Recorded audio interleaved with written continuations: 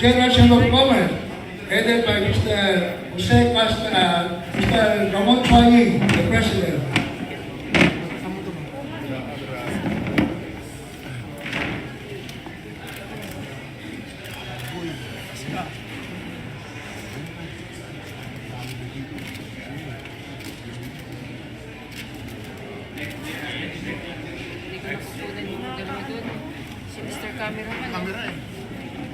Next, the Filipino-Chinese Chamber of Commerce, headed by its Vice President, Mr. Willie Kua.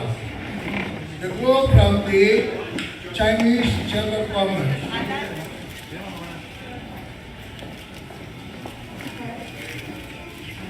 Press ID for the Chinese Filipino Business Club.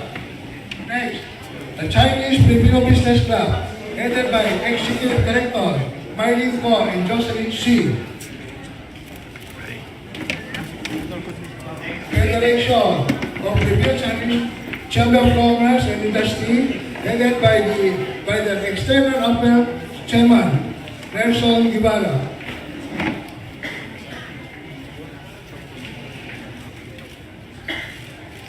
Next, Federation of Filipino-Chinese Association of the Philippines, headed by Mr. David Wang and Sharon Tan.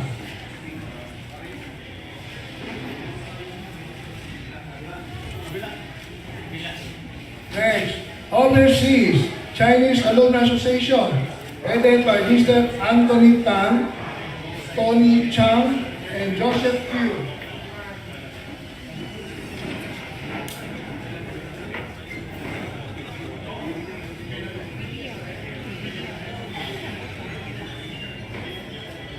Next, Migrant Chinese Chamber of Commerce and Industry of the Philippines, headed by Sharon Tan.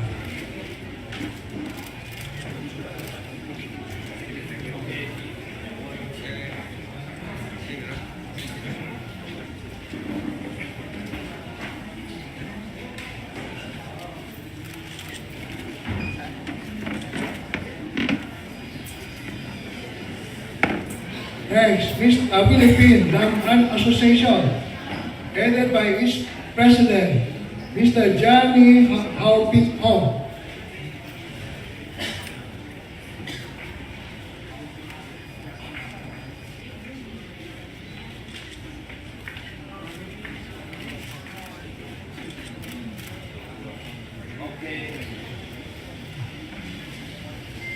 Next, the Philippine Philippine Association, headed by its Vice President, William Yao.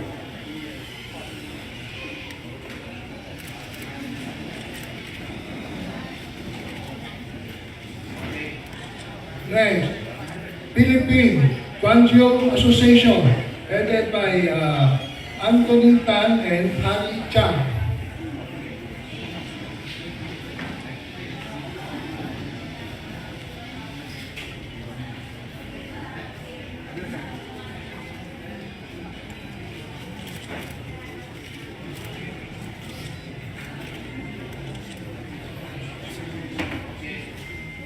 Hong Kong Chamber of Commerce of the Philippines, headed by Vice President Mr. Stephen Wong.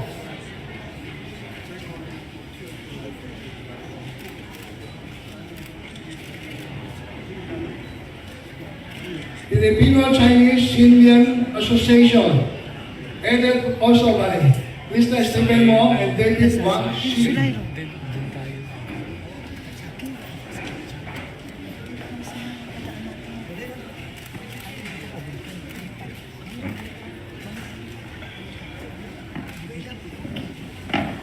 Filipino-Chinese Amity Club President, Mr. Bobby Tai.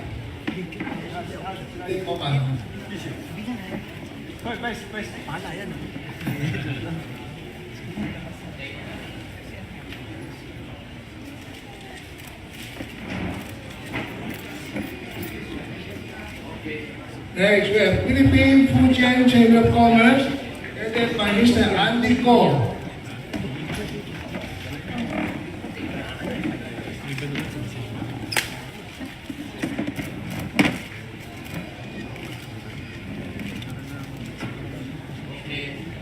Also, we have a plaque of appreciation for the ABS-CBN, represented by Ma'am Cory Beganes, COO for the broadcast, and Louie Andrada.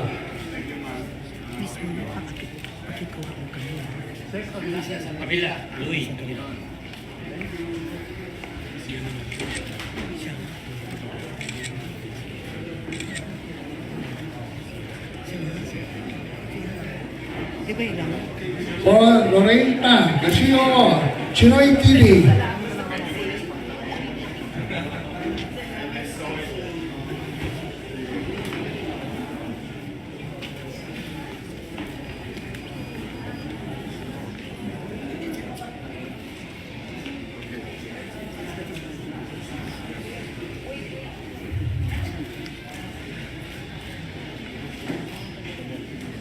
Okay. And now, the last but not the least, yung masipag na barangay chairman, Chairman Richard Dow, who assist us during the road parade.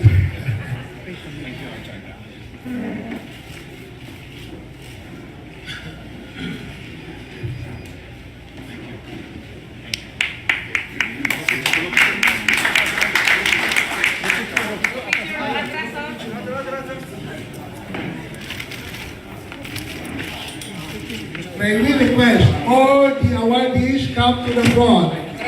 落咗嚟互相到感謝作嚟投取，自己位自己代表，自己位自己代表。All the organization, no pressure, no pressure. Lahat ng may plug,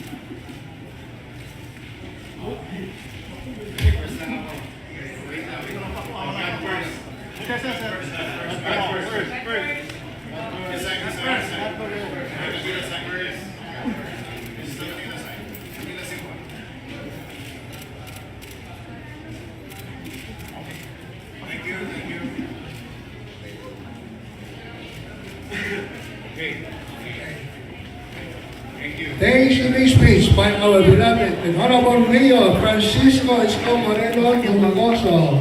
Well, thank you very much sa ating host. Anyway, ladies and gentlemen, good afternoon. Good afternoon. Magandang hapon sa inyo. Una, sa lahat ng tumulong sa nasabing okasyon, itong nakaraang Chinese New Year. We are very happy as your city government because I've been into Chinese New Year celebration in Binondo, but I have never seen such crowd in my entire life experience attending to the same occasion in the previous years or decades. So it's so overwhelming that the community participated in the said event. Kaya natutuwa kami. Nais din namin pasalamatan si Mr. Hans Lim, isa ring bata na aming pinamahala, makipag-ugnayan sa katulad ng mga grupo, katulad ng pinamunuan ng ating minamahal Dr. James D. at 10 ng kanyang mga kasama at sa tupang organisasyon. And to the ABS-CBN, thank you very much sa inyo for participating officially with the certification. Sa lahat, taus puso ang aming pasasalamat. This is one way of promoting the city's tradition with regard to the tradition of our members of the community. In this case, the Filipino-Chinese community in what we call downtown. Again and again, we are very grateful. And I hope by next year, we can surpass that kind of records of attendance and cooperations from the private sector, particularly business owners in the area. As you can see, they are more participative nowadays. Kaya umasa naman kayo, totoo, I will not tolerate any abuses that will come to you on the part of the government, city government. At the same time, I will not tolerate abuses on the part of individuals, whether they are Chinese, Filipino-Chinese, or Filipinos, mahirap, middle class, mayaman. Things in Manila are now certain. Our rules are certain. It goes to everybody. It's applicable to everybody. Walang lahi, walang maitim, walang pusyaw, walang kayumanggi, pantay-pantay. Lahat kayo sa maliit naming kaparaanan. Ang pamahalang lungsod ay titingnan kayo pantay-pantay. Walang babae, walang lalaki, walang bakla, walang tomboy, walang mahirap, walang middle class, walang mayaman. We are certain about that rules. That is why, now, as you can see, yesterday I called the public. I called the attention of the public. I'm going to call it again. Please, let us not put hate on the situation. Hate will not resolve our challenges today in the world, in the country, and in our city. Whether we like it or not, air is universal. Pare-pareho natin hihigupin ng hangin na yan. And the best way to do it, to address it, to confront it, is for us to unify. I need everybody's cooperation the way your city government is now doing with the national government. We only get information to the national government. We align our action plan in line with what the national government is doing. The same thing I'm asking you as the citizens of Manila. Let's stop hate. Bullying and discrimination will not bring us in a better place. Bullying and discrimination will not solve this problem. Vigilance and cooperation will make it better. So, I, your mayor, all humility, I'm asking everybody, please, let's just pray first to God that sa awa niya, malagpasan natin ito hamon na ito.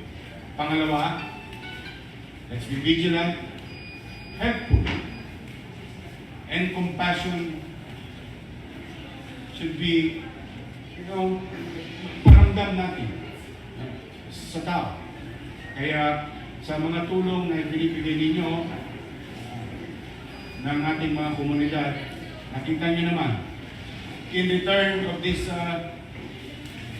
call, bilang sukli sa ating panawagan na let's limit ourselves in such unnecessary comment for a particular members of the society and community or a particular nalahi.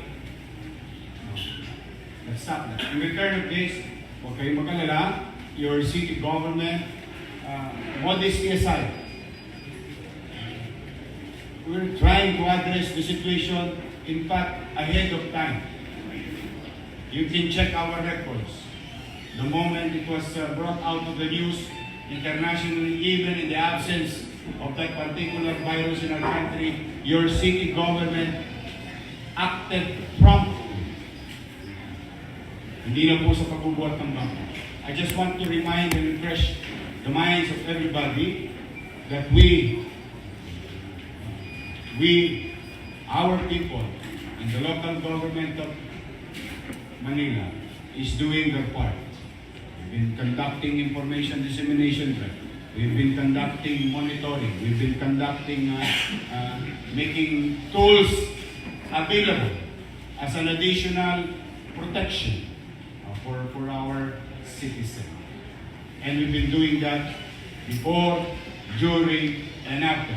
And we will not stop. Today, we have just received a directive coming from Secretary Anyo to continue.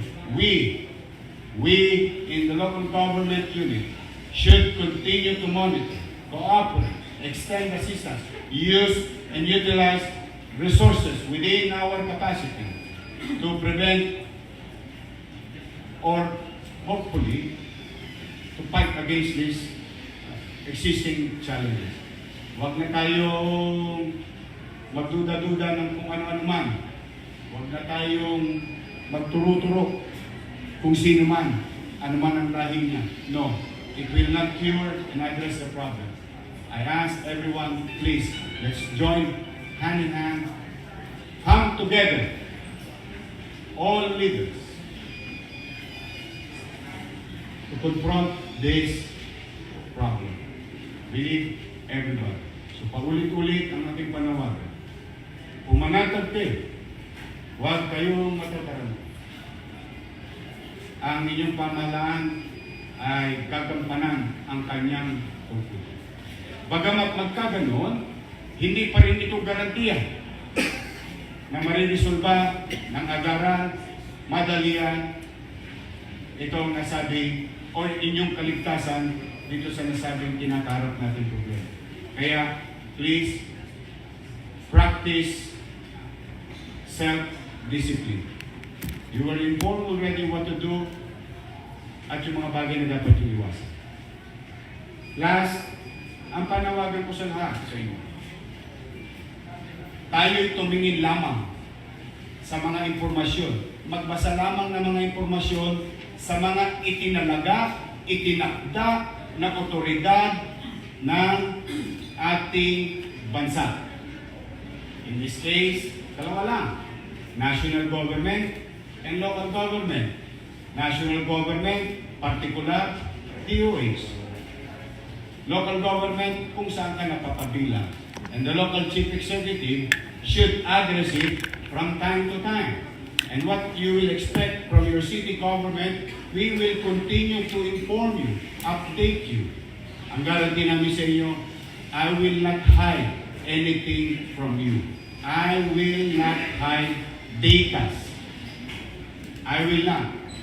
I would rather have you informed so that you will know how to react, and after informing you, we will tell you also the possibilities or possible actions that we should do among each other. So, kaya pumanatag kayo, ha? Ngayon, kaya ko yung kinuha yung pagkakataon na ito kasi baka lang nakaligtaan natin dahil may ilan lang naman na medyo masakit magsalita sa ating mga kapwa Filipino-Chinese. Masakit po siya. May damdamin din ang bawat tao. Okay? Let us not blame anybody. This is nature. Wala tayong magagawa. Just confront it. But I would like to remind everybody, and I would like to remind Mr. James Lee and other organizations, that somewhere along the way, we owe it to you. The liberty and democracy that we are experiencing right now is simply because Filipino-Chinese bled during the war. We just commemorated the Battle of Manila, wherein a lot of our citizens in the city died fighting for democracy, independence. And just so you know, I don't know if your teacher taught you that there are a group of soldiers I'm not mistaken, the one chief, the guerrilla Chinese soldiers, and battalions, official members of the Filipino Chinese who fought side by side to liberate the city. Yes, there is a problem today, but we don't forget whom we owe this type of what we call independence. And let me take this opportunity to thank you, to thank your fathers, your mothers, who died for this city. You tell them that we recognize that as a city government. We owe it to you. We owe it to the USAP. We owe it to the Allied Forces. And we owe it to you, to your family members. And I think showing gratitude is the best time today. But we must be cautious of our statement, of our impression, of our commentaries. This will not help. No. What we need is unity, synchrony, harmony in addressing this situation. Again and again, thank you very much for the last, your cooperation from the last event. Rest assured, go out there and tell everybody, we will treat you fairly. If you follow our rules, if you're visitors of the city, if you follow our rules, we will treat you fairly and just. Those who will destroy members of the community because of actuations of some actions by some individuals, we'll apprehend them, we'll make them pay. So, huwag kayong mag-alala sa amin bilang tama ng pantay-pantay namin kayo. Again, Kong Hei Pacho.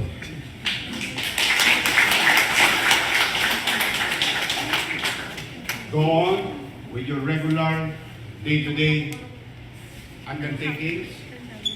Be mindful,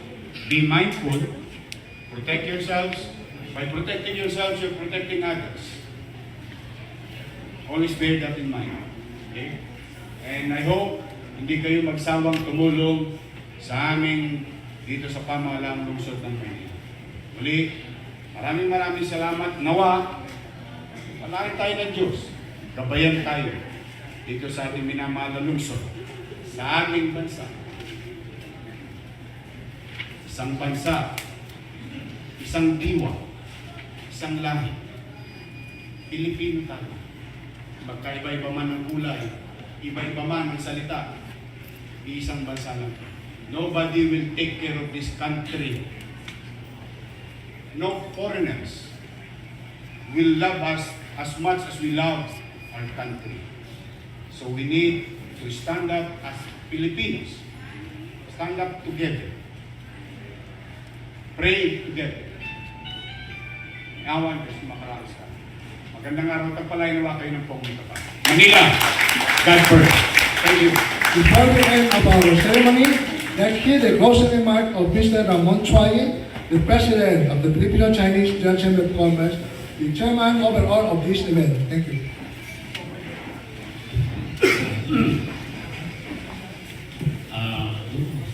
Honorable Mayor, I should call you Isko Moreno because both of us are from showbiz. And Dr. James Lee, and member of various Filipino-Chinese organization, and Cory Pidanis of ABS-CBN and Chinoy TV, si Lorraine, and also our chairman sa Barangay 103.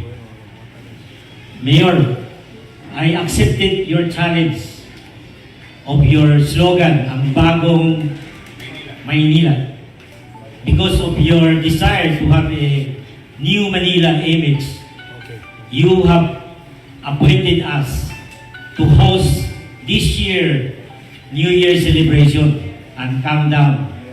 Kaya we accepted your challenge because both of us are in showbiz. I want to show to you, including lahat ng mga taga Manila and also neighboring cities, that kaya natin gumawa ng magandang programa to celebrate the countdown. Kaya I invited mga big-time singer like Parokya ni Edgar, Spancola, si Santi Dope, and X-Battalion, Glock 9, and also I invited our friend from the industry, ABS-CBN, who graciously, give us their big star, like Coco Martin. Imagine, originally, kakanta siya ng isang kanta lang.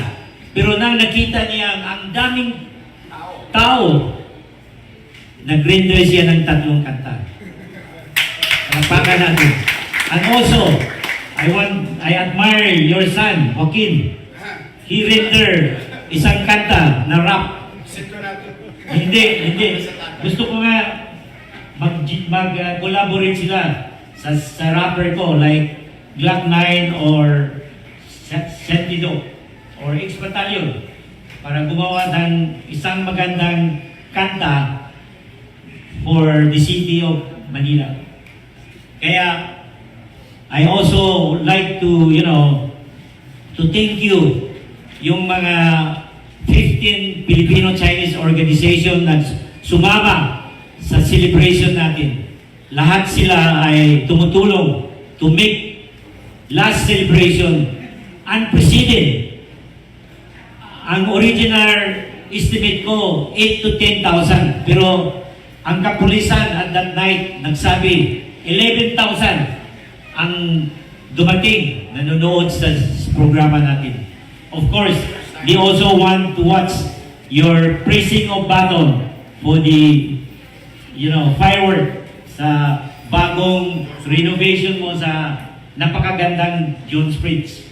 So, it's one of its kind here in Manila. Kagaya, I remember you said, Mayor, that Manila Chinatown is the biggest land area sa buong mundo. At saka napakasaya ang celebration natin.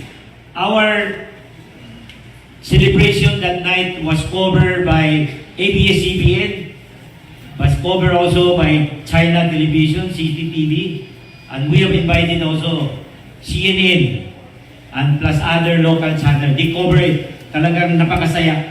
Yung tao ayaw umuwi even after countdown. They stay up to 1 o'clock because there is a street dancing, Mayor. Kaya I want to mention again those that contributed to our successful New Year celebration at saka float parade. Philippine-Chinese Charitable Association, Inc., Filipino-Chinese General Chamber of Commerce, Inc., Philippine-Chinese Chamber of Commerce, Inc., Chinese-Filipino Business Club, Federation of Filipino-Chinese Chamber of Commerce and Industry, Inc., Federation of Filipino-Chinese Association of the Philippines, Inc., Overseas Chinese Alumni Association of the Philippines, Migrant Chinese Chamber of Commerce and Industry of the Philippines, Inc., Philippine Lam-an Association, Inc., Philippine Jingjiang Association, Philippine Chuanqiu Association, Hong Kong Chamber of Commerce of the Philippines, Filipino-Chinese Xinlian Association, Filipino-Chinese Amity Club, Fujian General Business Association of the Philippines, and also my personal thanks to Cory Dipidanis of ABS-CBN, si Lorentan of Chile TV, and of course our barangay captain, si Richard Gao. So once again, palapakan natin ang lahat ng tumutulong para maging masaya at saka unprecedented. Napakadaming nanonood sa programa natin. So, thank you very much and good afternoon everybody. Mayor, can you stay for, a while? Because one of our contributing association, Filipino-Chinese Chuanju Association, would like to donate 10,000 pieces of face mask for you to distribute to your constituents in Manila. Can we bring the boxes here for photo op with the Mayor?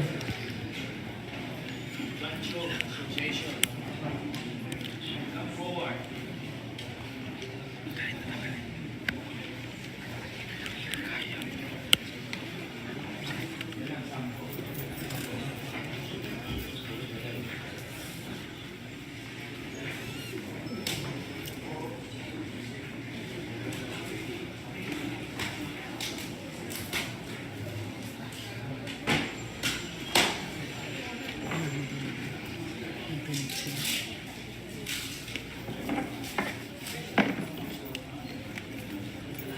Kunan mo na, please.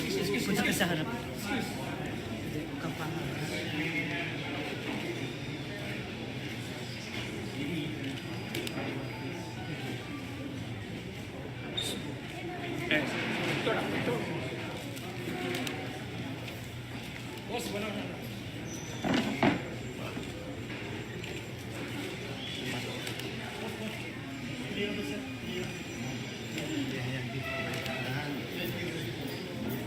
Kunan mo, dali. Kunan mo. Thank you very